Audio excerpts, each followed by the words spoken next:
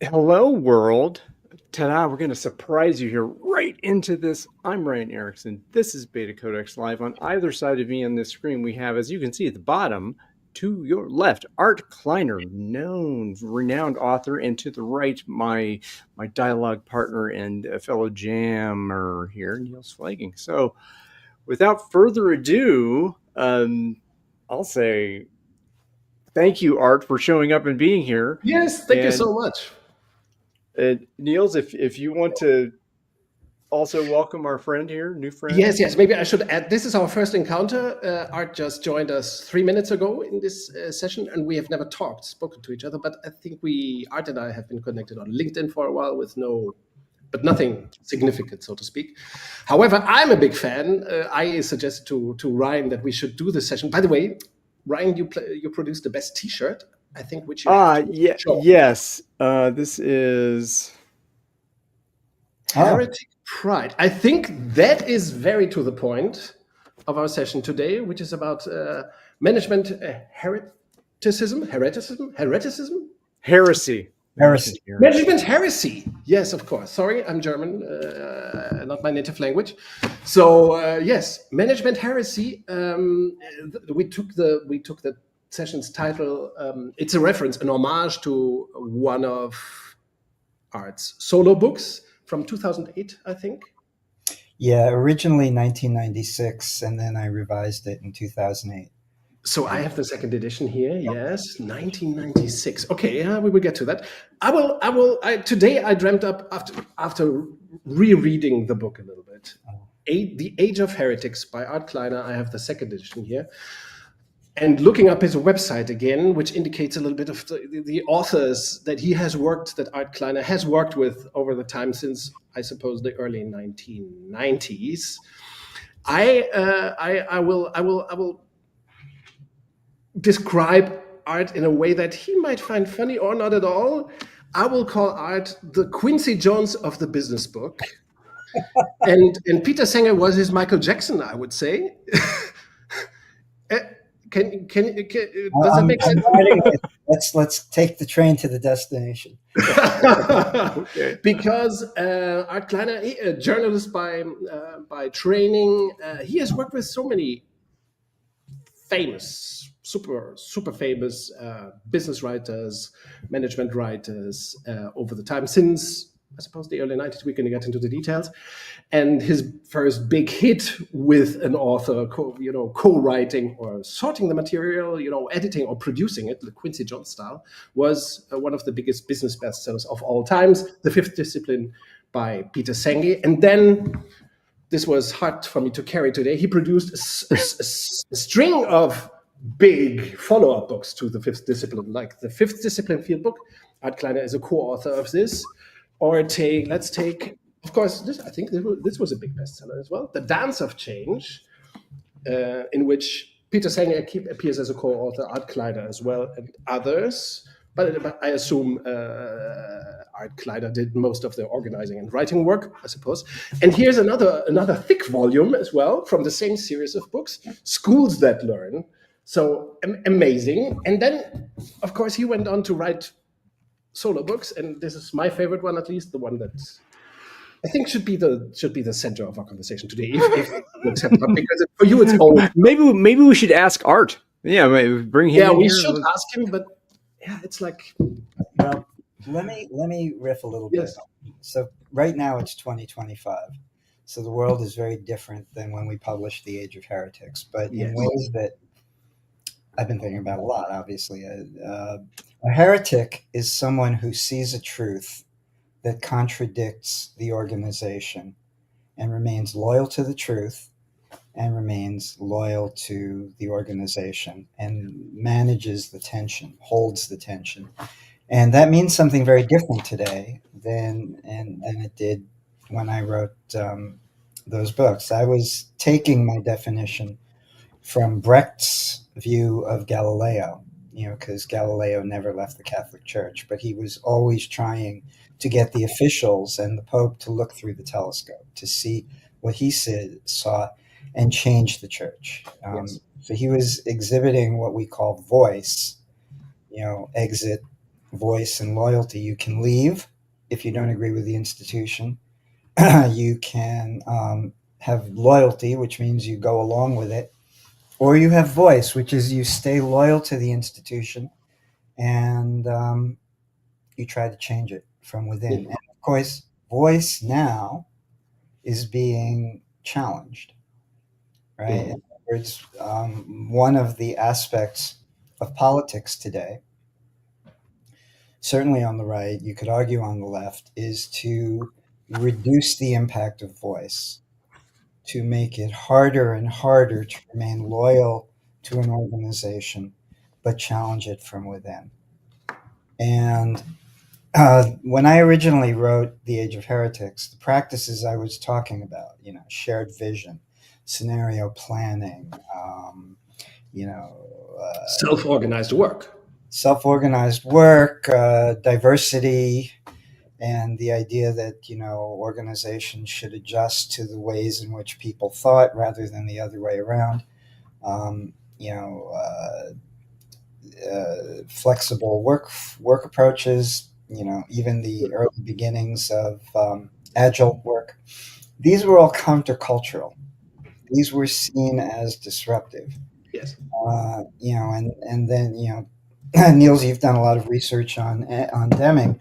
One of the things that Deming did was he took very countercultural ideas like joy in work. Yes. And the idea that anybody close to the work should be the first source of authority on how to deal with it, and he made those mainstream. So by the late 2010s, many of the practices that at one time seemed very problematic, or just not how we do things around here, were now aligned. People associated them with getting better profits, making work better, achieving more in the world at large. It required an open frame of mind, and it required a certain humility. And we had concepts like servant leadership, and yes. And at the time, it was easy to believe that the quality of management would overcome power dynamics. Yes. In other words, it's a theme, very important theme in the book as well, right? It is a big theme of the book that power dynamics, they matter, but they matter up to a certain point. Yes. And then, but ultimately, even those in power want the organization to succeed more than anything else. That is now being challenged. There's a scene I keep thinking of in the Game of Thrones television show where one of the kind of schemers of the show, a management guru named Peter Baelish, also known as Littlefinger, is trying to show how his cleverness and ability to get things done will triumph. And he has a conversation with the queen at the time, Cersei Lannister. Yeah. And he says, knowledge is power. And he's referring to some knowledge he has that, about her corruption. And she says to the guards who are hovering nearby, guards, hold him and slit his throat. Yes. He's like thoroughly shocked that this conversation has suddenly turned power driven, real. It's turned real. Yes. And then she says, wait, I've changed my mind. I was him, and she says, power is power. That's where we are right now. Which is more powerful, knowledge, power, or our faith in people?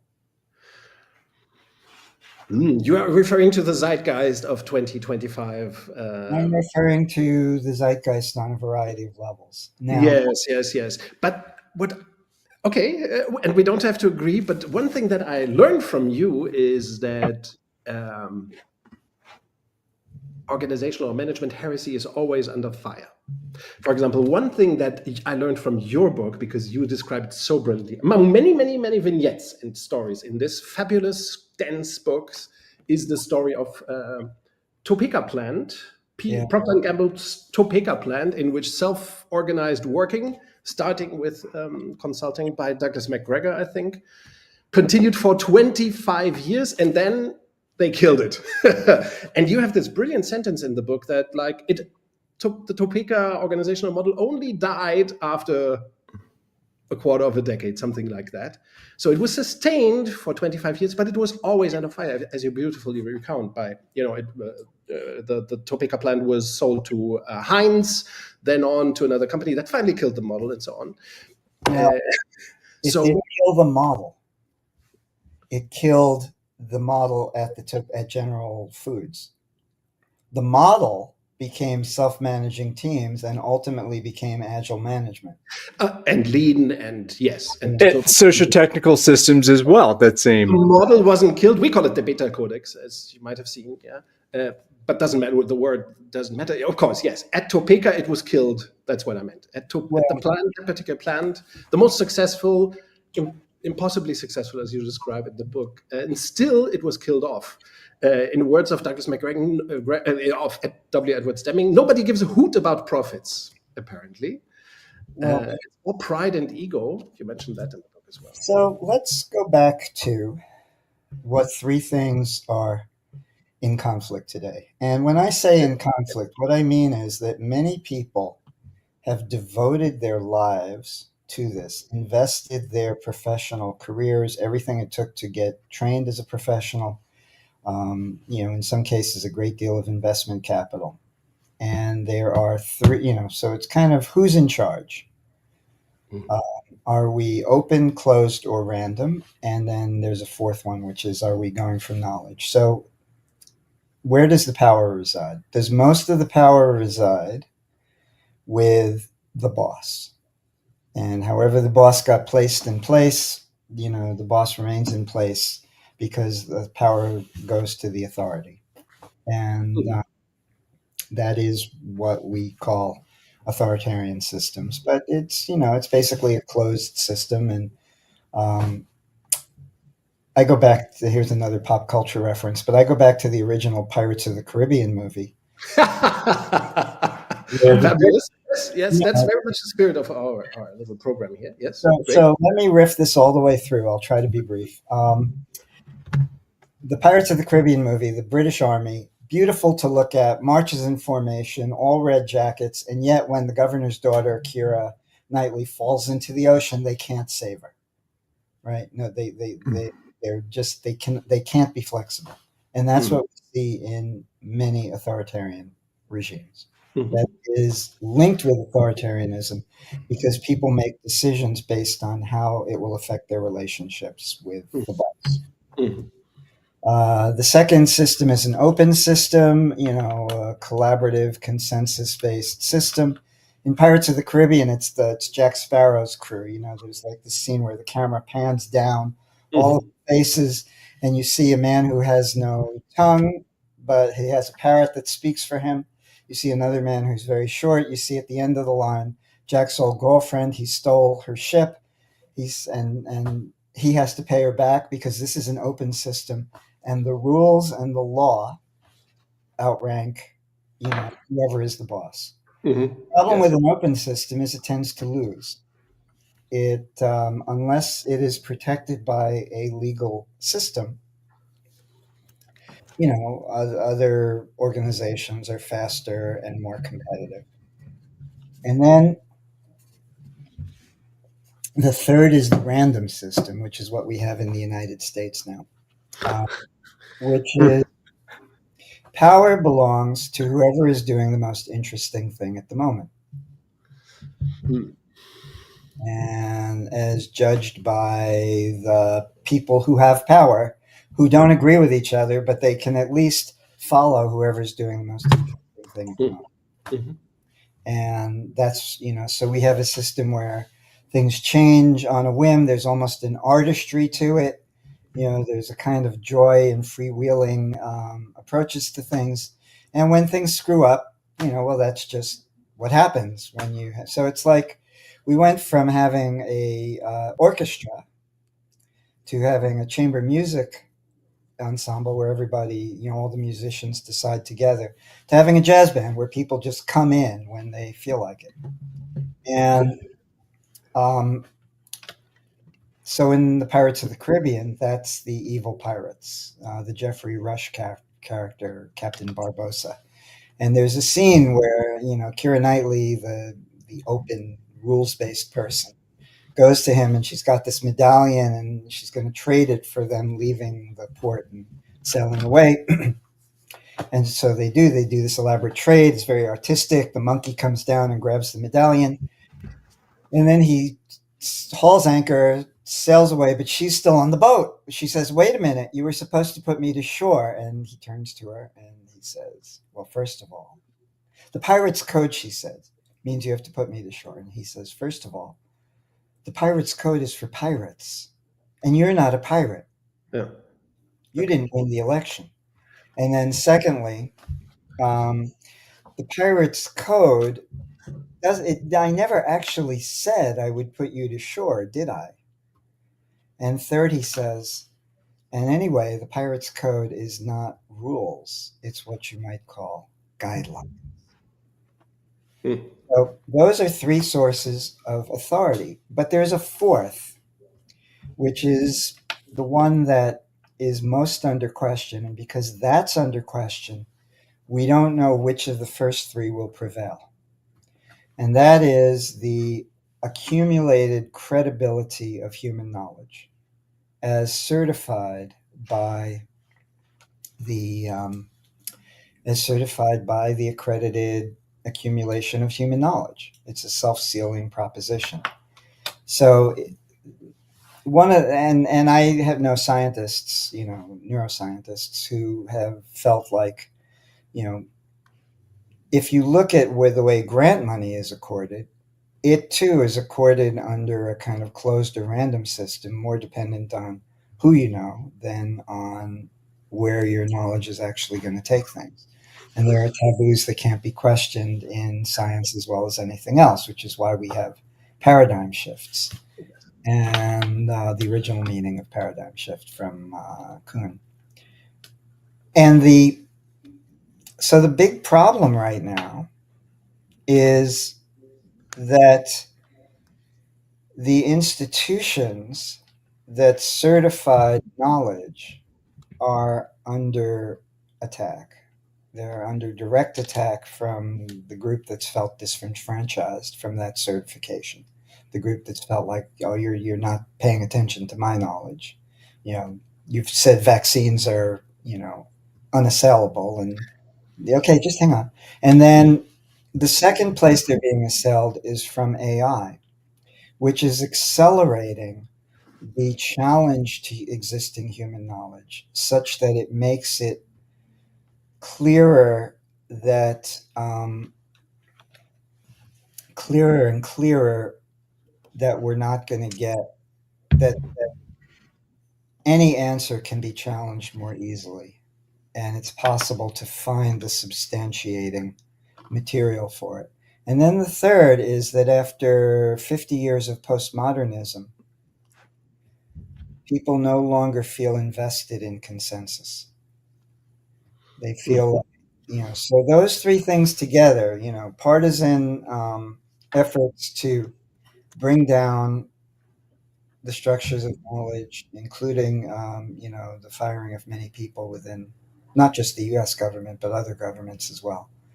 And then the assault on, not the assault, but the technological change in the way knowledge is codified and advanced.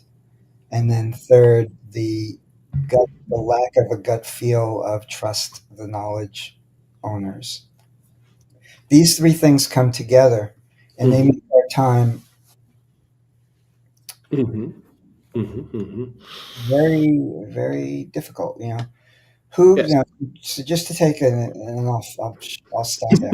Isn't this interesting? That I mean, we haven't met before. This should be said again. We have never met before, so I know you, Art, for example, just through your reading, through your editing work at Strategy and Business over 15 years and so on.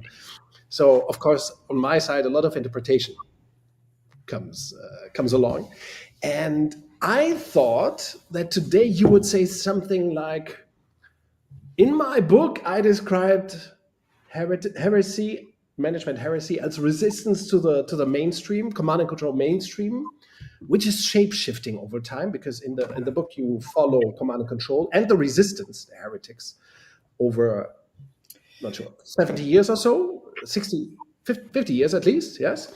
And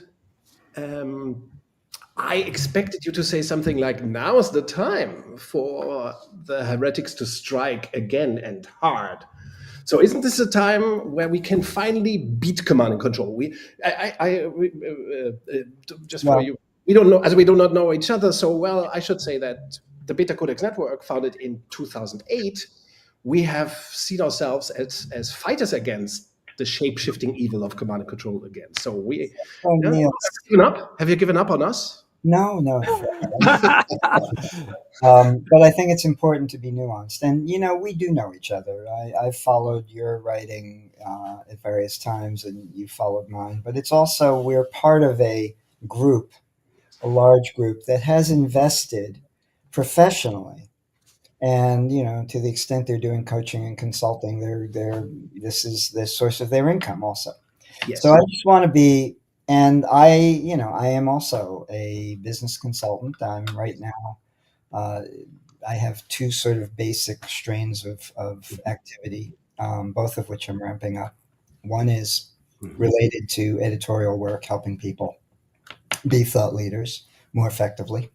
And the other is related to the nexus between humans and AI, or machine learning, organizational learning, and human learning. And there's a lot going on there. Yes. And thank you for flashing my website. You also published, I think, 2 books already about the matter, which we should at least mention. Can you the AI dilemma here, Alex. Oh yes, we will see the books, because sadly I do not have them yet. When we set up the session, I had not bought One is with Juliet Powell. Yes, your co-author, Juliet Powell. Yes. We have a firm, KLEINERPowell.com, which is basically about that type of consultation. And then we have, and then I was an editor, kind of a with credit on the cover, for a book by Alexandra Diening, who is the founder of an organization called Human AI Symbiosis Association. And that's a book on AI symbiosis. It's about the connection between humans and there are some fascinating things coming out. For example, I'll just name one: the skill of, and I teach at New York University. Yes. And just like Deming did. Beg pardon? Just like Deming did for 4 or 5 decades. Yeah. I'm not as revered on campus. Well, actually, he taught in the business school, and I teach in the School of Government, and then in the school, the program for interactive media, which is part of absolutely amazing. I envy you for that. Yes, great. Yeah, it's wonderful, and the students are just phenomenal. And this, actually, if you send me a note on that website, I'll add you to my mailing list. That one, but if the art at artkleiner.com, if you log in there, you'll see a way to connect with me. And if you do that, I'll put you on the mailing list for a scenario exercise that my students are doing at the Wagner School on the future of the U.S. government in 2030. Okay. That's interesting. Okay. That's another very interesting topic. Okay. I'm just sending out the mailing. We're doing it April 28th, and I'm just sending out, which is a Monday afternoon in New York. Okay. Late afternoon. Okay. So right now, with all of these changes happening, we are, so the way I look at it, and we haven't even gotten to the way organizations should respond. So let me just say, this is all a build-up. I didn't rehearse this. I didn't plan this. Yeah. This is just a conversation. I've been kind of thinking, trying to put all this together and say, okay, how does it all add up? 3 big changes started to happen with the Industrial Revolution, changes in attitude. Actually, the first one goes back much earlier, which is the idea that all people are of equal value regardless of their background. Okay, that is a radical idea. And when it is put forward and becomes socially very visible, it always produces a backlash. Because that means that, when taken to its extreme, I have to treat all humans as I would treat my family or my tribe or my race or whoever it might be. And that really does not sit well on some level with people. So, but it happens to be both kind of verifiable and it happens to resonate with something deep within us. So, by the civil rights movement, and by the time of the civil rights movement, well, let me put it this way: do you know when slavery was outlawed in the West? The first country to outlaw slavery. The first, The the very UK, England, maybe. I'm not sure. No, I'm not sure. no, Is it the Dutch? you're closer, but it's Northern Europe. It's Denmark. Okay. And it was something like I think it was 1760. I don't have the exact date on my fingertips, and the last was within this past century, and still some countries still, arguably you could say the last major one was South Africa in 1990, and so the idea that slavery is okay, that some people are worth more than others, that eugenics is okay. 10 years ago, I would have said that idea is so discredited that it's embarrassing to mention it in most polite circles. Now it's making a comeback. Mm-hmm. Mm-hmm. But it is very hard to defend because sooner or later, you have a son or daughter who wants to marry someone from the opposite group, or you work with someone from the opposite group, or you It's watch a a West Side Story thing. You reside in New York, so that's a fitting comparison, I hope. Yeah. Mhm. So now, and scientific knowledge says all humans are much more alike than they are separate. So scientific knowledge, when it is discredited, makes it easier to slip back on that continuum. The second big change that happened with the Industrial Revolution, more recent, is the idea that people can have choice over their lives.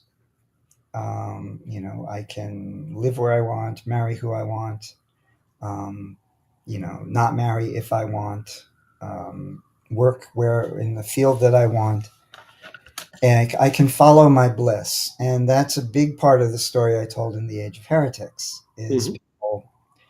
There's only one problem. There's two problems. One is when people discover that this aspect of choice, they crave it. And one of the big stories of the internet is people around the world discovering that others have more choice over their lives than they do, and opening a craving that they can't get rid of. And people spend a lot of energy giving themselves the choice that they demand for their lives, finding ways to do it. So they go into debt. They watch, entertainment that makes them feel like at least they're identifying with somebody who's made choices. And if they fail, they try to pick themselves up and start again. The problem is choice is an illusion. You Okay. can have choice, but you have to design your life around it and set it up so that you have it, by which means that you're just pushing back the choice you want and first doing the things that you don't choose unless you're very careful and deliberate and gifted in one way or another. So for most people, yes, we can have choice because we no longer have the social um, disdain for choice that used to exist. We no longer feel like we have to remain where we are. We no longer have to have an arranged marriage. We no longer have to stay with a husband who beats us. We no longer, and this is a wave that has moved through the world. But that means we also have to be responsible for our lives in ways in which many people are just simply not trained to do. Yes, I think the latter. Okay, the latter. Yeah. What you just said at the end, it resonates more with me. We just had this discussion a week or two ago with Peter Block. Maybe you know him personally. I know Peter. Yeah. And one of the last books he wrote was with Peter Kostenbaum, who passed away in December, and that book is about the inevitability of choice, of freedom. We can deny our freedom, but then we do not go to hell, but we will pay the price for not accepting our freedom.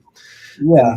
And for a moment, I thought, okay, where is it? This is surprising, but I think no, it's clear. Well, what are you choosing? I think that's part of it. Is that what are the choices that you have afforded to you, and who designed the architecture of that game?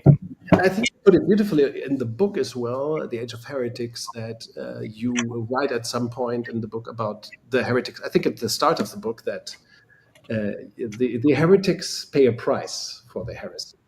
Yeah. They are not considered mainstream. Today I finished a paper about Deming, and I put out the hypothesis that still Deming's thinking is not accepted in the mainstream thing. It is not considered mainstream because the mainstream is still command control. Well, I'll make this personal. Yes, please. Yes. Choice requires sacrifice. I worked for 15 years editing strategy and business, which I was always trying to make into an independent management magazine, but it was always published by a professional services firm. And it was the best for at least a decade. You produced the best business magazine in the world, I must say. Oh. I am a big fan of that period when you started to at least 2015, 17 or something. 2020. 2020, yes, Yeah. yes. For the first 3 years I edited it, it was published by Booz Allen Hamilton, Yes. Government contractor largely, but with a business side. Then in 2008, they split the two sides of the business. The business side became a commercial professional services firm, went from 20,000 people to 3,000 people. And then they were acquired by PwC in 2014. And suddenly and in all three cases, I was very visible. I was editing the magazine that had at its highest point about 1 million subscribers. And so now I was at PwC, which was a 200,000 person firm and Yes. global. And it was wonderful.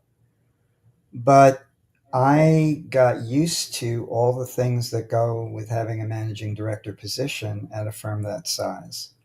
I wasn't quite in the core group, but I was in the core group of my sort of organization. Niels, you probably know what I'm referring to, but Yes, you wrote another fabulous book, Groups That Matter, that talks about this core group concept. Another fantastic book, by the way. I'm thinking about updating it now. Oh, yeah. If I do, it'll be on a Substack system where I update chapters. And basically, the premise of that book is that, we'll come back to the premise of that. You put so much out there, Art. I'm trying to write all this down. Let's go back. You were talking about the magazine, about the journal, Strategy and Business. Yeah, so it was personal because I came to believe that I had made choices that put me where I was, and I had. And I came to believe that because of that, I would be able to make any choice at any point, and the world would cater to me, as it does when you're in a senior position in a large organization. Yes, yes. And I didn't realize how much of that was the organization, and how little of it, how much of that I would have to rebuild and redevelop, because, and you've heard the expression, have it all. I want to have children, and I want to have a great career, and I want to have, artistic freedom. Yes. And all of that one can have, but not necessarily all at the same time. Yes. And not by sort of waiting for it to fall into your lap or what have you. You have to design the path to get there. And having designed my path up to getting that job, I then came to feel like, well, now I can coast on designing my life and my fate. And that turned out not to be the case, because sooner or later I left the organization. As it happened, I left PwC. We parted ways on the same day that the first person with COVID landed in the United States. Okay. I moved directly into a big period of turmoil. Yeah. But even if I hadn't, it would have still been the same for me as with others. There is an illusion in choice that the choice is for you, and it's just as you said, Rijon. Who's making the choice and what is it for? And is it your choice, or is it some other set of choices that you're choosing within? Are you going to swim with the current or upstream against the current? And if you try to swim upstream against the current, will you even see that you're doing that? Mm. And, so there requires a level of self-awareness that is not just self-care or meditation or what have you, but is the genuine ability to step back and see. So I'll just bring this one to the punchline and say, the idea that people could have choice and manage choice over their lives at a broad scale is much more complex than the counterculture the hippies of my youth originally gave it credit for, or the moderns of the 1920s. For the avant-garde has been looking to foment choice and not think about the ramifications of it. Okay, now I get what you mean. Okay, yes. Up until now, and now it's coming back, and the symptom of that, this is the big symptom of that, is actually the whole crisis level disputes around transgender rights. On some level, is it a choice or is it not a choice? And when you make a choice, what other responsibilities do you have with that choice? And how does it ripple out and affect other people's choices? Why do we have so much drama about the ability of transgender people, transgender men who've become women, in participating in girls' sports as teenagers? Because two different people want choices, and those choices clash. Yes, that is freedom. And that is freedom. But we're not equipped. Once again, Yes. people have not been equipped to step back and manage the crises that come with freedom in a And way. other people's freedom, especially. Yes. So once, And the imposition of my freedoms upon yours, right? well, So you, that's a symptom, right? I mean, that desire, don't put my freedoms on yours. Okay, now I'm going to say something that I I hesitate to say for fear of it being misunderstood. Okay, but we can risk that a little bit. Well, And we do not have to agree either. So wait till you hear it. Um, there is a natural clash between freedom of speech and freedom of assembly. There is a natural clash between freedom of assembly and civil rights. Civil rights is, if men are meeting in a strip club to talk about business policy, and I'm a woman, I should be able to go in there, and I should not be embarrassed, and I should be comfortable with my work environment. That's freedom of speech at its extreme. I should not have my right to free speech and to being heard compromised by established practices. Freedom of assembly is I should be able to talk with and meet with whoever I choose and leave everybody else out. the yes, right of exclusion. It's Right. the right of exclusion. sure. Hmm. Yeah, Yeah. all these freedoms have. That's why there is no right or wrong in all these cases. There are trade-offs and there are conflicts between these principles and But within. as we Yes. go into a period when knowledge is questioned, it's easier to say my group is the one that doesn't have to have any trade-offs. Yes. So that right, just in the last 5 years, that whole sense of I am living to have more choice has now come up against constraints in a way that it hadn't before. Yeah, why are Americans so dramatic? I sometimes wonder, because of course I perceive that this culture war of sorts is going on in the United States. I do not perceive it as much in Germany, for example, and in Europe as a whole. I would Have say you it's not a visited, big issue.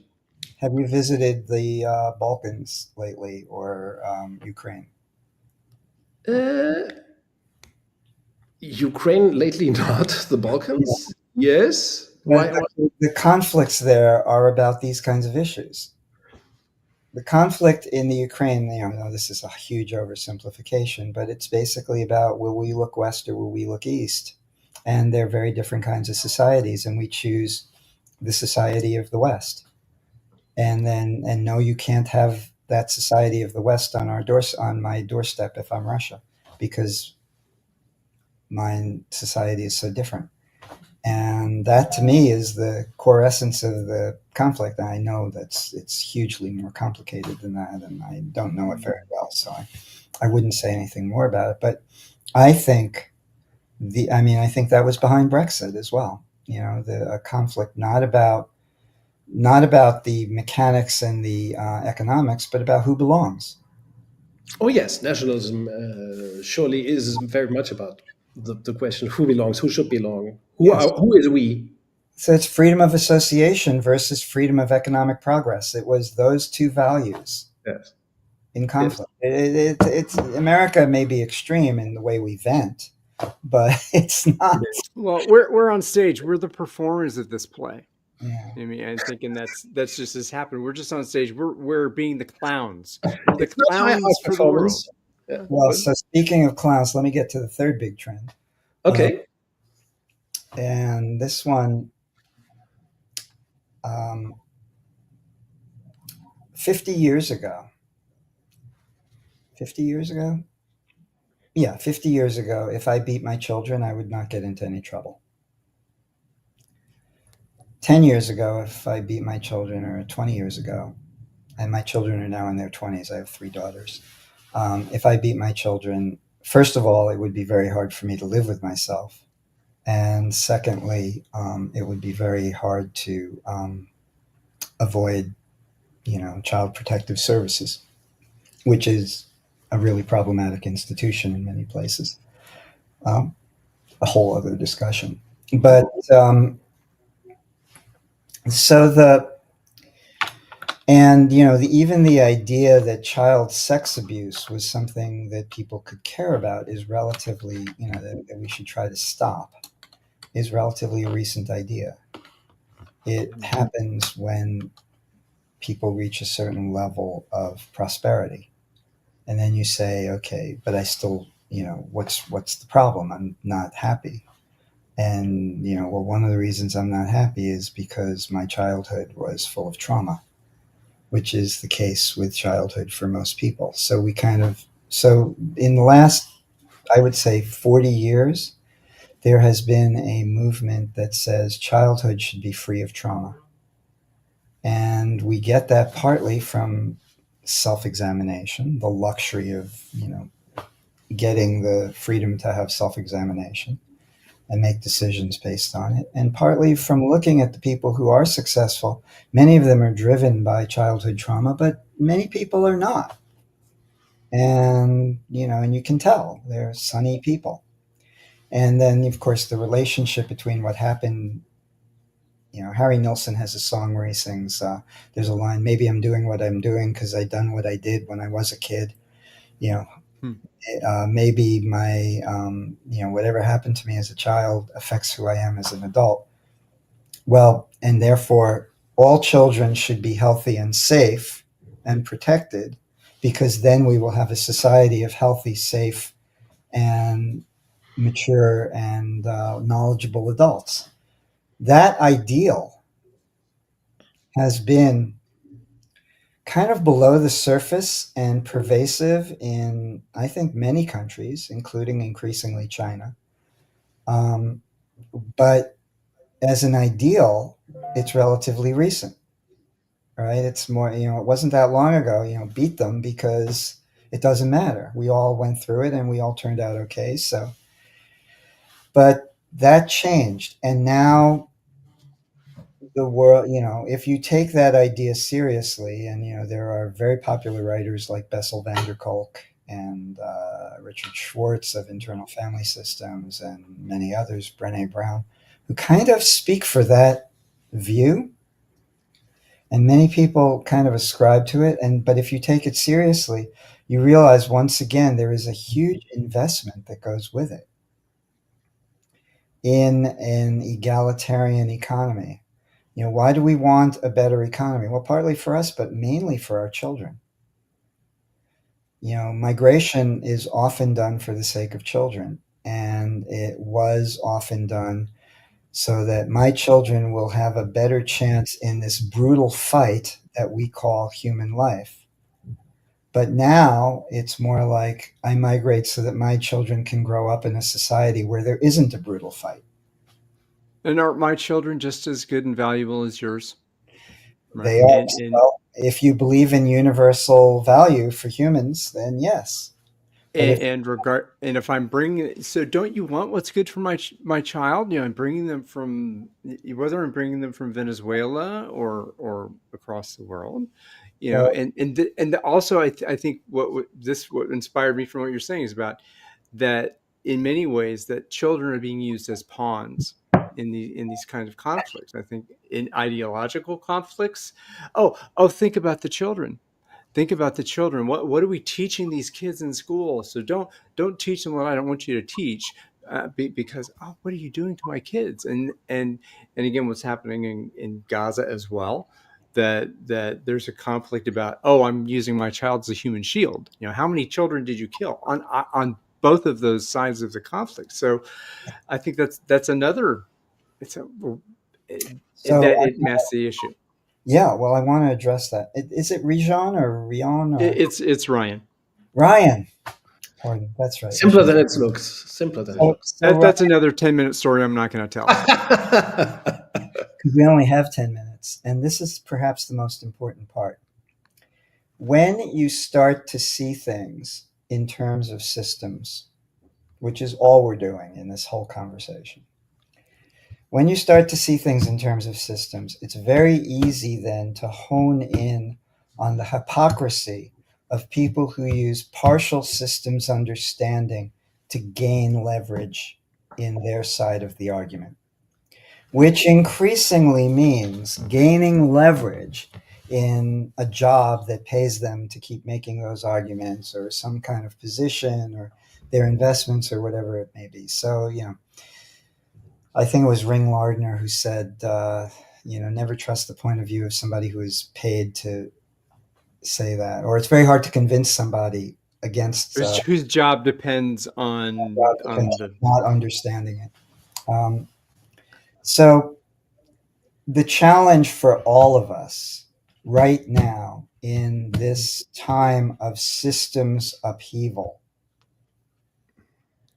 is to make these arguments without assuming hypocrisy on the other side. Not even talking about it, no matter how rampant it may be, because it's meaningless. The hypocrisy is a second order function of the basic conflict, which is, where do you stand on universal benevolence? Human rights, dignity, all that kind of stuff. Yeah, universal dignity, universal benevolence, universal acceptance. Where do you stand? How tight are the lines around who is we? Okay. How do you map the boundaries of who is we? All of the discussions we're having, all of the political challenges, in many ways, all of the wars are about that. I want to bring this lightly into again, Michael Connolly, and I think that maybe you know where I'm going with this, Niels, is the character Hieronymus Bosch in the Bosch books and in the show. Fantastic show. He has this saying, everybody counts or nobody counts. And I think that's at the root of this too. If I don't respect your dignity as a human being, what kind of human being am I? So everybody counts or nobody counts. If it's a prostitute who got murdered in this awful alley, that that crime matters. That crime matters. Yeah, and once you believe that, you are in for a life of hell. Yep. Seriously, because that is a very hard prospect to maintain, and most of us maintain it partially, including the heretics in the Age of Heretics. One of my favorite books ever is Peter Drucker's Adventures of a Bystander. And in it tells the story of the Pogliani family. I'm just going to give it very brief. But he's moved to London from Germany, and he's working for a bank, and he works with Mr. Pogliani. I think it's Michael Pogliani, and Pogliani is very well paid, but he's also a little confused. And at one point, they're bustling to leave the office because Pogliani has invited Drucker to his house for Christmas dinner, and he accidentally or just absentmindedly passes Drucker his check for that month, and it's a huge amount of money. And then Drucker hands it back to him, and he saw how much money it was. Mm-hmm. They go to Pogliani's house, which is on the outskirts of London. They have to take 2 buses and then walk for a half an hour to get there. It's in a terrible slum. It's in a walk-up for a decrepit building. And Christmas dinner is like, it's barely, like it's a few potatoes, the way Drucker describes it. It's like a terrible, terrible meal. And they spend their time arguing about how they're going to come up with the money for this month's expenses. And finally, Drucker can't take it any longer. And it's Pogliani and his wife and his daughter, his adult daughter and his mother, I think. Pogliani can't take it any longer. And he says, wait a minute, I saw how much that check was for. Why don't you use some of that? And one of the women, I think it's the wife, looks at him and says, because we're logical. This was a time when Hungarian refugees were pouring through Europe after Germany invaded. And they were Hungarian. So we use our check entirely for the support of Hungarian refugees because they need it more than we do. And whatever's left over is what we can earn on our own besides that. And the thing that strikes me is that's logical, right? That's the logical conclusion of the greatest, we put our money, our resources where it can do the greatest good. It's also lacking in self-care. It's all or nothing. It's an all or nothing attitude. And the problem with the middle ground is you have to design it and make choices about what matters and how you're going to manage that. And the reason people revert to all or nothing is because something is exhausting. And we don't have enough guidance and enough skills to do it well. Unless we spend our lives devoted to that. Peter Block puts it this way in his book that accepting our freedom means a life of guilt, for example. Anxiety, existential anxiety is the cost of freedom. That's not a great value proposition. It kind of sucks. But it's more joyful than the other way.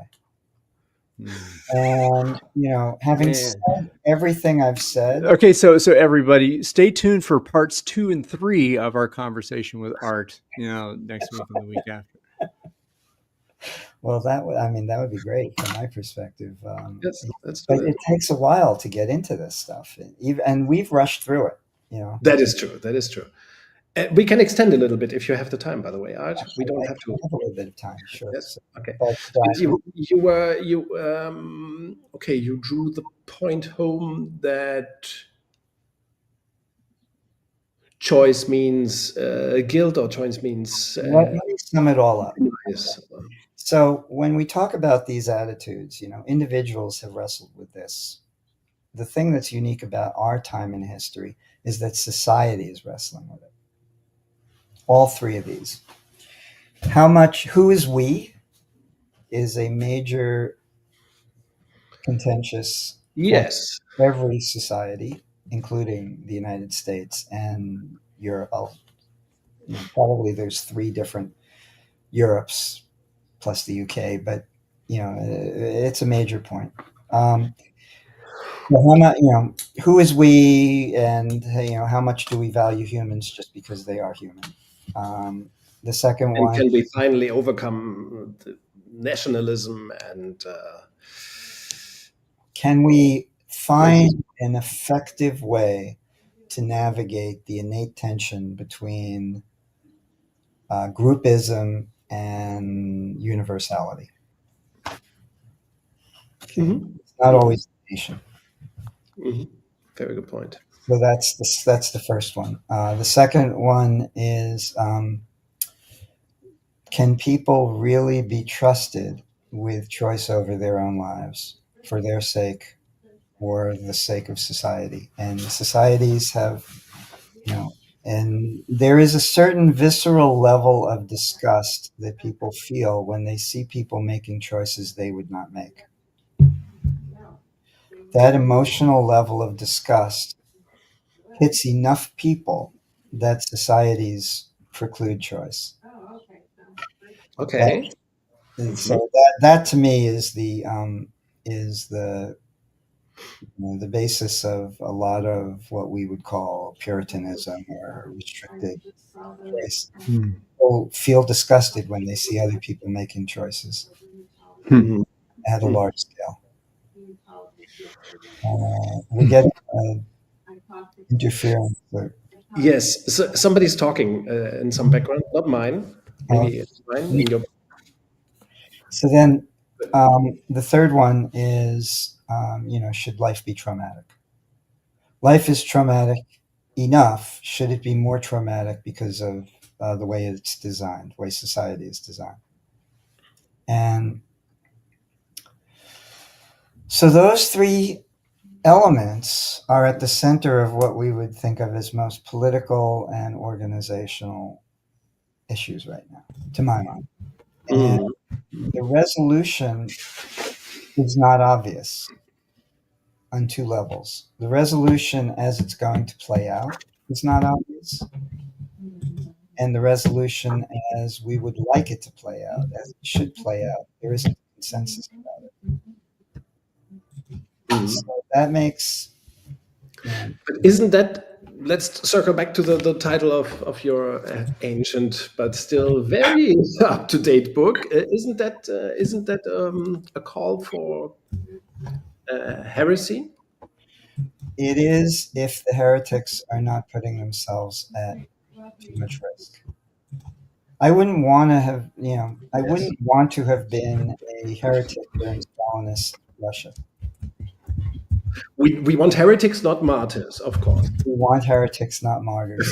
But I think heretism. If we're looking at the last maybe 30 years between 1990 and 2020, haven't we? I recently went to a congress where one of the speakers, former president of the Munich Security Conference, I'm not sure how it's called, a safety conference or something. And he said, well, around the 1990s, we in Germany, at least, we became enamored with the status quo.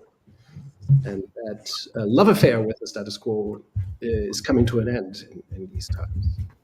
And, I thought there was no status quo. well, the status quo as imagined, right, by Germans, the status quo as the 1990 Germany reunited and everything now is perfect and it will stay as it is. And that was, of course, a beautiful illusion. Yeah.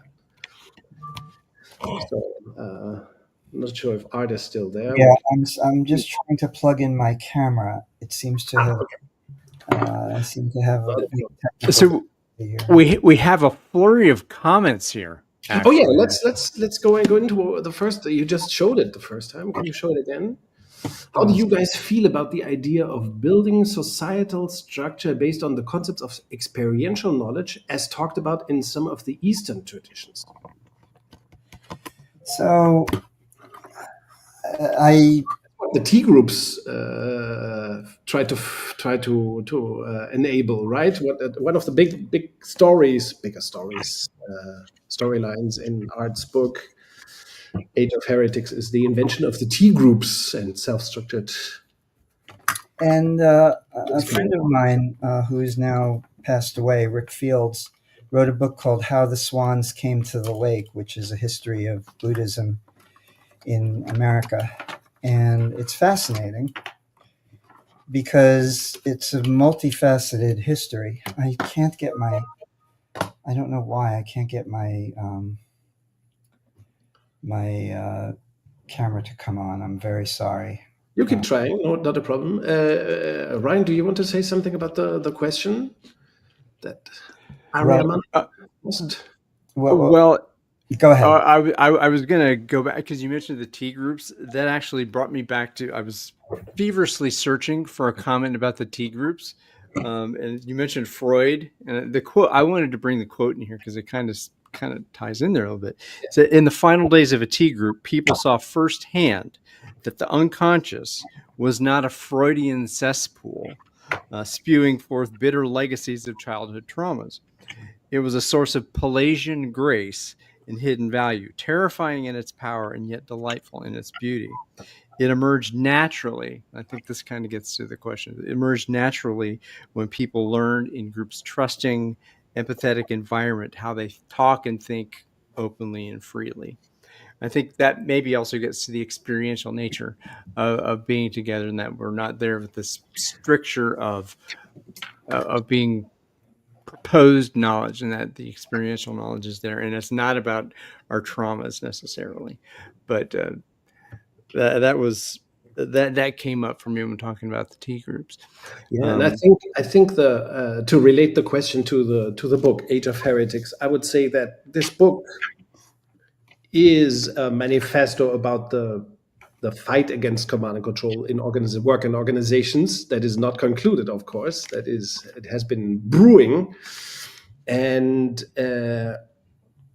many of the heretics that Art mentions in the book, and he mentions hundreds, right, in smaller stories and larger stories, and weaving a beautiful network of stories and timelines and so on. And of course, as these heretics were basically to different varying degrees, but opposed to command and control and fighting it, or trying to, from Kurt Lewin to W. Edwards Deming, so to speak, were trying to bring in a different experience and a different practicality and philosophy of organizing. They all looked for inspiration beyond Western Cartesian or Newtonian or whatever shit thinking. So the dabbling with Eastern traditions is also part of the book. Some of these heretics dabbled with with Buddhism. I mean, we recently talked with Ron Purser. Maybe Art, you know him as well? Not recently. Yes, I do. I do know Ron. And he is a Buddhist, so saying that he is dabbling with Buddhism would be an insult. Of course, he's not dabbling with Buddhism. He is a Buddhist, and but of course, these, there's a huge, let's say, fraction of Eastern philosophy, and that's also something that W. Edwards Deming probably connected to when he worked in Japan in the 1950s and 60s, and so to connect these ideas of actual freedom, of beyond command control, actual self-organization that deserves a name, and connecting with folklore and tradition, that's a huge string in this kind of work we are discussing. Am I wrong or right, Art, or nothing of the sort? I think you're right. I think we would want to be more.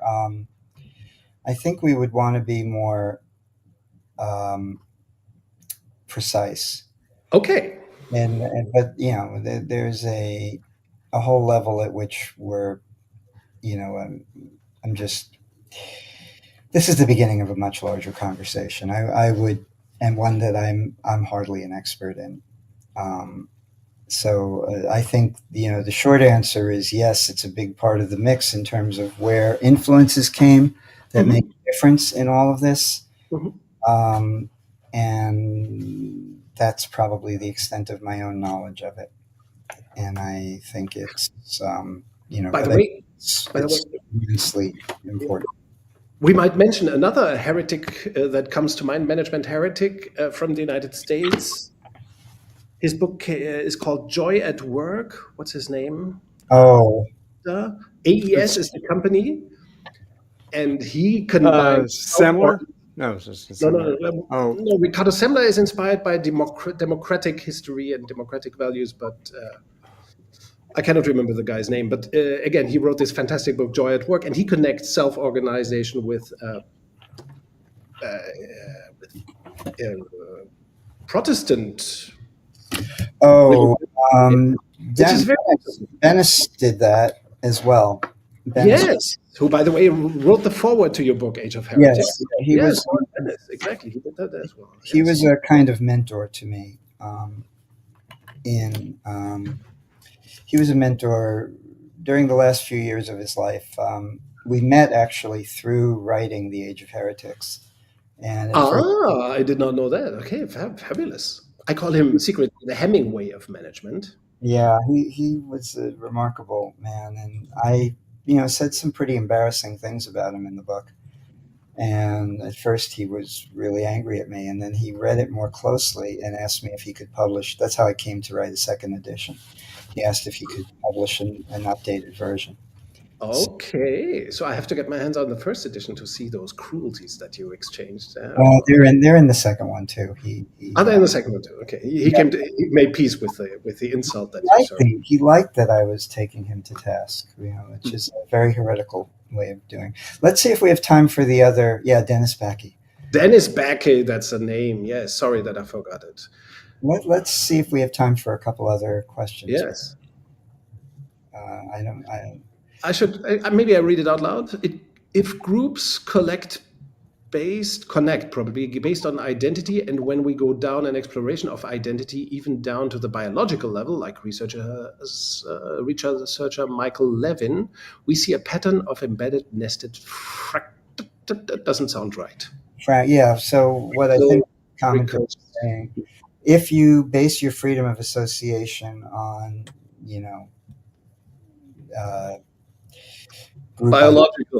biological identity or social identity, any of those categories, that's qualitatively different than basing your freedom of association on shared interests. And that's a fair point. But that's not how a lot of people see it in practice. I mean, I think it's right to discount associations based on, these kind of charged identity issues, and yet people do unconsciously. So at the very least, we have to acknowledge that it's going to happen. We don't have to condone it, and we certainly don't have to accept it. But the best way not to accept it is to live in a world where there are many, many alternatives, and the first choice is not to associate with people in a problematic way. Okay. Ryan, you want to comment, or you want to leave it standing here? I'm going to leave it. I kind of did not get the question nor the answer. It was a statement. That was a statement. Let me say it more simply. If I do my freedom of association because I don't want to associate with gay people, okay. That's behind the question. Okay. Then that's problematic in a way that if I did my freedom of association because I only want to associate with chess players, is what the question is saying to me. Okay. Thank you for clarifying. That helps. What are the boundaries of we? Right? How do you define the boundaries of we? Again, in the big picture, and we're talking about very early on. I wanted to kind of get back to that just a little bit before we go. Is about you talked about accreditation and legitimacy and credibility and all that kind of stuff. All of those things are crumbling in our face in terms of which institution do you believe in? What is the legitimacy of that institution? I don't dig that. All of the information that I am gathering for myself, the research that I am doing, I'm doing my own research. And that is the legitimacy I have. I don't care, whatever government agency, the government's not on my side. They are illegitimate. We don't have an illegitimate president, and whatever, all that stuff, this questioning of authority gone to crazy places in terms of what constitutes what constitutes legitimacy? In what way? How do you determine what's legitimate, what's credible, and what's not? I think that's Okay. Now you lost me. Can we go back? I think we are talking about the American crisis right now and self doubt. No, Yeah, we right? can go back. In a way, we were never really here. Okay. There was always a crisis of legitimacy. Now, yeah. there is, and so among the many, many people on the far left, far right, middle that I read regularly is Curtis Yarvin, and who is known as sort of one of the brain resources behind the MAGA movement. And one of the things he said I thought was really interesting, which is that the science, the withholding of scientific grants based on institutional credibility means we're losing a lot of research that really wasn't all that worthwhile. And how do you know? How do you gain credibility? And what he said, he proposed a very random way of approaching it, which is to pick, a few hundred scientists who are credible because of what they've done, and just give them the grant money without having them define the grants, and let them choose, because they'll do a better job than the whole bureaucratic infrastructure. Which, Ryan, is a direct answer to the question you raised. Is that better or worse than having this elaborate process with peer review? And as we've seen, peer review is great when it works well, but it's fallible also. So how do you get, and then, when people challenge the legitimacy, they're challenging it because they feel excluded. Again, I am not condoning it. I am not saying it's right. In fact, I mostly feel it leads to terrible results. But if you want to change a system for the better, you need a better alternative. Yeah. And going back to the reason why we're here in this place of STEM indecision, lack of trust, is because there were visible breaches of trust that were part of the natural scientific process. The best one and known one is, the requirements for lockdowns during the height of the COVID pandemic. And this, there were reasons to do it at the time, but they weren't fully realized or fully explicated, which is totally understandable given the way that the science process, the scientific, the medical and scientific process works. I don't know it very well, but I've been connecting with the political process as well, right? Yeah, well, the political process stepped in a reactive way afterwards, even before it collected with the political process. Some places were shut down that didn't need to be, and other places were not shut down that needed to be, because the understanding was imperfect. But Now, never a scientist decided to close down anything. Those were always politicians, which we voted for, you voted for in this case, in America. So scientists do not decide on closing down schools. They might advise, well, to the best or worst of their knowledge, but they do not make the decision. So it's. I don't want to be in the position of defending I don't want to be in the position of defending those who are now tearing apart the scientific process. The only thing is, in the case of public health, mistakes were made. There was a lot of discussion and debate that ultimately had to coalesce into a recommendation, and the recommendations were premature. Those who were involved at the time say, we learned things as we went along. The recommendations were the best that could be done at the moment, and yet they provoked a backlash. So in a way, what we're looking at is a case of organizational paralysis, where if there had been genuine heretics with voice, that could, it's a very complex organization, the federal government. It was an impossible situation, but it produced the crisis that we're in right now. I think I so. want to put one little, and thank you, Niels, for bringing us back to actually the first 30 seconds of my 2 minutes of trying to make sense of that.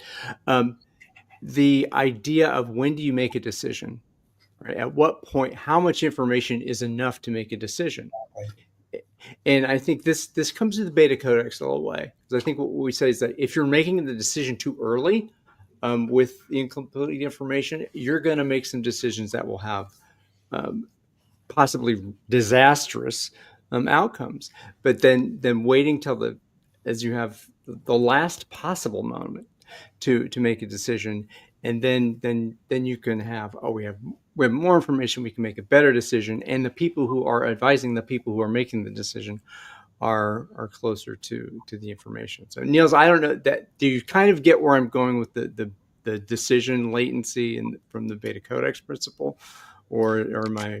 I'm not. I do not understand how Let me try. decisions good or bad during the COVID crisis, during which I think the current president was president also, how that relates to the current government crisis that you're explaining. I'm not relating it to that. I'm relating it to what Art I just was don't get bringing. it because, and regardless who was president back then, of course mistakes were made and interpretations were made. That's why I've been a little afraid to say this, because it's hard to say. But it's okay, and no, it's okay, and we don't have to. Let me try. Yeah. Decisions were made then that led to lockdowns, that led to a reaction that became part of the movement that allowed Trump and Kennedy and that group to do what they're doing now. The political support for tearing apart the scientific consensus in the United States government was fueled by reactions to what happened during COVID. I think that's just a cause and effect relationship that's accepted. Okay. Yeah, you're not digging that, Niels. I can see it.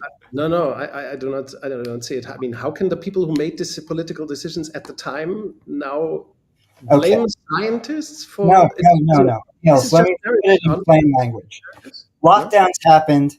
People hated it in small towns across America. They voted in candidates who were going to, as part of a backlash, and the backlash happened.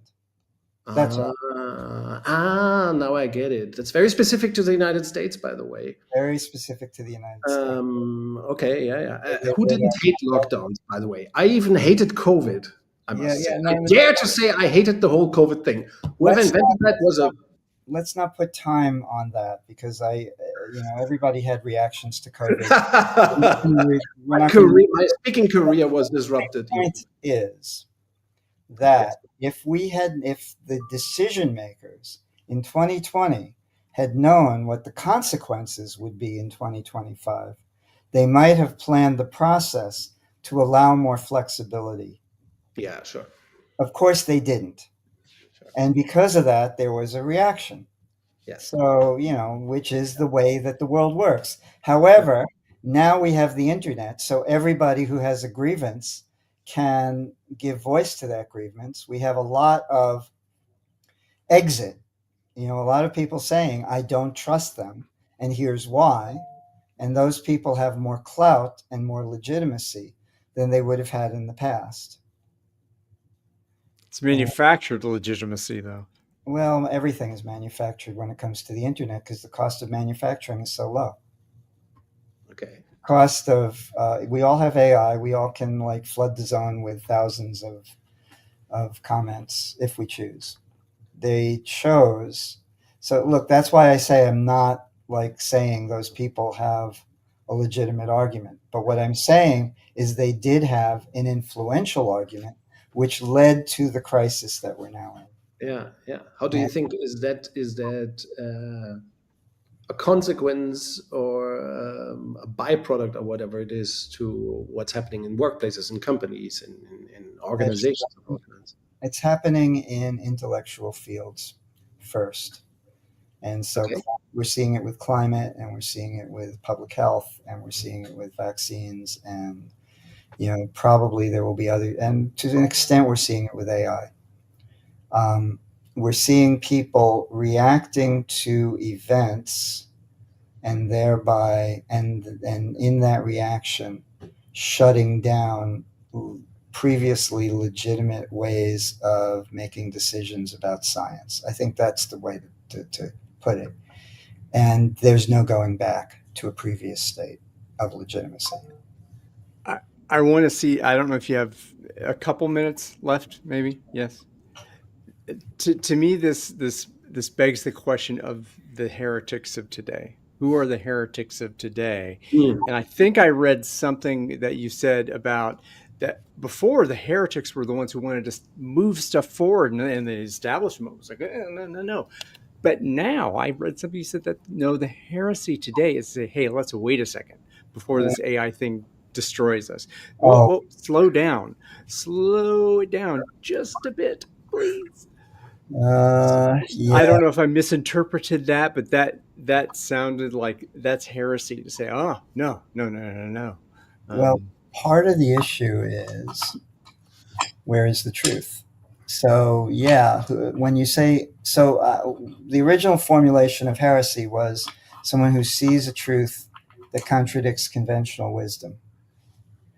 Now, it's easy to contradict conventional wisdom without it being truth. And the question of, so what is the appropriate speed of development for AI is a question that would be very hard to get to a ground truth about. Similarly, if there is another, let's say there's another public health crisis, very likely, what is the appropriate level of lockdown? Given especially if you include social reaction in the equation, what is who is the keeper of the ground truth to those two questions? It's not as obvious as it was, in many ways. The period that I was writing about, the 50s through the 90s, it was easier to tell where the truth about a situation lay. Now, it's easy to form an opinion, and the challenge is allowing that opinion to be solid enough to be acted on, but flexible enough to take into account the legitimate counter issues and legitimate objections that people raise, including the ability to tell which is legitimate and which is not. These are human skills that require a level of sophistication that I don't think most people are equipped for. I'll put myself in that category. I'm not equipped to make either of those. I'm probably a little bit equipped to make the AI decision because I've spent a lot of time looking at it, and I'm certified as an auditor for the EU AI Act. I know what is going to be required of companies that do business with AI in Europe starting in August, unless the act is changed. But I'm definitely not qualified on the public health side. And there are writers I trust. I trust Danielle Allen. But there isn't a voice that I can think of that everybody trusts. I read a great deal of Thomas Playo during the pandemic about, that's where I learned the Swiss cheese metaphor for keeping the virus at bay and reducing the risk. You have a lot of different measures, masks and distancing and all sorts of management, and each one is like another piece of Swiss cheese. There's holes, but it's harder for the virus to get through. Would I trust Thomas Playo now? Maybe, but he could lose my trust at any minute if what he says contradicts other things I know, and it comes down to, do I care enough? And there's a limited number of topics that we can care about every day. I don't weigh in on Israel and Gaza because I know that any point of view I have would be superficial. And at the same, and I know people who care very passionately about it, my humility overrides my sense of obligation or care. I just, Or that word's a one that could use some more humility, I think, out there. yeah, but when you have humility, then you don't, then you let the people who, then you let, what did Yeats call it? You let the passionate people, the worst have passion. You let them kind of set the tone. So, there's always a trade-off on all these things, and I hate it Yeah. because I hate trade-offs. I want to live in a Yeah. world without trade-offs, but there's even a trade-off to that aspiration. Well, we need oppositional processing for human beings. Yeah. Yeah. Yeah. So that's oof. Okay. I'm out of breath. I need some water. So I feel like this is a nice set of ellipsis to put us towards We the nicely next. deviated from the topic and again, which is exactly what is supposed to happen in such a session. So may I remind everybody once again of the amazing book that brought us to all this conversation here and to these wonderful deviations, The Age of Heretics by Art Kleiner. Not his only book, of course. We have heard about his work on AI and about groups that matter, another wonderful book by ART KLEINER. And maybe we should continue the conversation another time, and maybe about groups that matter. Is that true that you want to? I'd love to. And create an update? the title is Who Really Matters. Sorry. Who really matters? Of Sorry, course. Yes, I reframed the title. Who really matters? I'll leave you Concept with about core groups, which is powerful. Yeah. I'll leave you with a teaser for that, and then you can invite me back if you wish. I would love to have a conversation about that book, or the content and the key. So the teaser is the three great lies of the modern corporation are: the customer comes first, employees are our greatest asset, and we exist to return investment to shareholders. And what is the purpose of a corporation? It's the same as the purpose of a government agency or a nonprofit or any organization. It's to keep people from having to say, I don't want to be the one to walk into so-and-so's office and tell them it's not going to happen. That's the purpose of every organization. Yeah. Ultimately, it's a book about freedom and connection and counter and the purpose of organizations as well, no? It's really about the purpose of organizations. The purpose of organizations is to make things better for some perceived group. And that's what everybody is devoted to. Excellent. So, let's have this other conversation. Who really matters is the book's title, and and as you seem to be working on the stuff on the topic, now that I have access to relatively smart AI tools, the thought of updating, I can't quite update it, but I can create another book out of some of the same thinking and bring it. Neat. What I'm thinking about doing. Neat. A very compliant writing assistant that you now have. Once you know how to give the right directions. There's a whole other subject. Okay, we better go. There's many. Thank you very much, Art, for the conversation. Ryan, your closing remarks? Well, thank you very much. Thank you for the precious gift of your time and attention, both of you, as always. And please be a heretic. Be willing to be a heretic. Maybe not an apostate. Yeah, I think appealing to heretics is not a good recipe, but heretics unite. I think that would be an option. Heretics unite. Unity, not uniformity, is our aim, right? Maybe that would be a good one. So, all right, everybody, we'll see you next time. Learn the skills of effective heresy. We all know them now. All right, mic drop from Art.